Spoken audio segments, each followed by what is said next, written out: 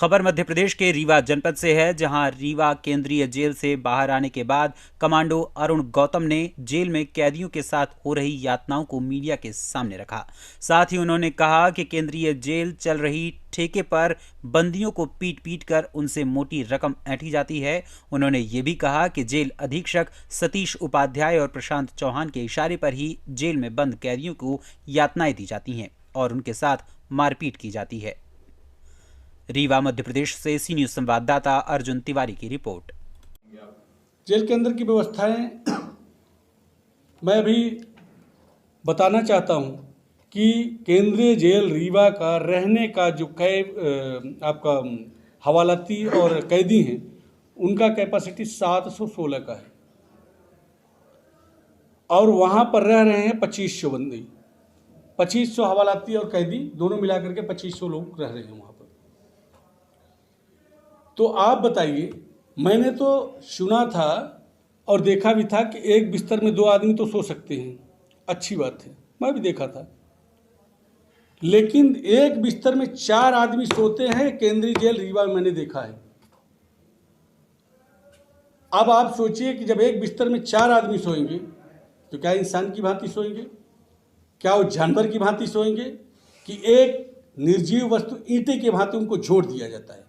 सच्चाई यही है कि उनको ईंटे की तरह ऐसे करके बिल्कुल एकदम लिटाते हैं और यदि उसको रात को कहीं टॉयलेट जाना हुआ तो बेचारा टॉयलेट तक नहीं जा पाता। इसलिए नहीं जा पाता कि जब वो टॉयलेट करके वापस लौटेगा तो उसको जगह लेटने के लिए नहीं मिलेगी। इसमें आप किसकी लापरवाही मानते हैं, यहाँ रीवा जेल की शासन की? अब इसमें तो हम शासन प्रशासन दोनों का हम अगर हमारे नज़रिए से आप देखेंगे तो मैं बोलूँगा दोनों का दोष है। आप कोरोना काल की बात करते हैं कि कोरोना प्रोटोकॉल का पालन करिए। कोरोना प्रोटोकॉल का पालन सिर्फ क्या जो व्यक्ति बाहर रह रहे हैं उनके लिए है? क्या कोरोना केंद्रीय जेल रीवा के अंदर नहीं फैल रहा है? क्या कोरोना उपजेल तेउथर के अंदर नहीं फैल रहा है? क्या कोरोना उपजेल मऊगंज के अंदर नहीं फैल रहा है? जब 4 आदमी एक बिस्तर में सोएंगे, एक यानी जो नीचे का जमीन होगा, आपको यहाँ से जेल भेज दिया गया, वहाँ पर आप आमद लेते जा रहे हो और एक भूसे की भांति एक कमरा में बंद कर दिए। अब उनको जब लेटना हुआ तो बिल्कुल, क्या कोरोना उपजेल तेउथर के अंदर नहीं फैल रहा है? क्या कोरोना उपजेल मऊगंज के अंदर नहीं फैल रहा है?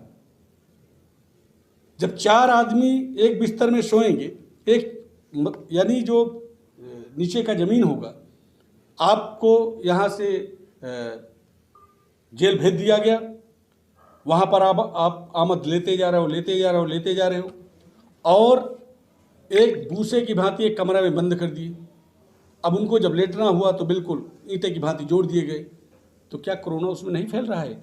क्या जो सिपाही वहाँ पर, आप बोलते हो कि कोरोना फैल रहा है तो जेल के अंदर फैल रहा है, तो मैं आपसे ये भी पूछना चाहता हूँ कि जो सिपाही ड्यूटी देता है, वो बंदियों के करीब होता है, वो बाहर आता है, तो जेल का कोरोना, जब जेल में कोरोना फैलेगा तो बाहर भी तो फैलेगा। आप कोरोना की बात किए तो कोरोना से एक बंदी की मौत हुई थी मथुरा साकेत की, क्या कोरोना से हुई थी?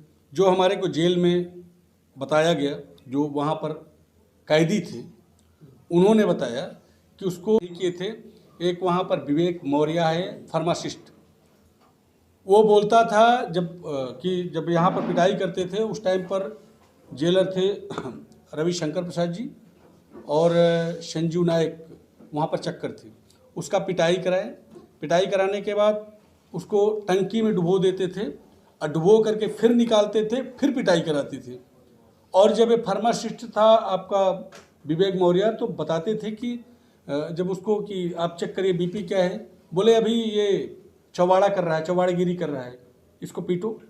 फिर पीटते थे और उसकी मृत्यु का कारण ये है कि पीटते पीटते ये सब किए। इसके बाद उसका दुर्दशा वो किए कि फैन चालू करके रात को उसको सेल के अंदर डाल दिए।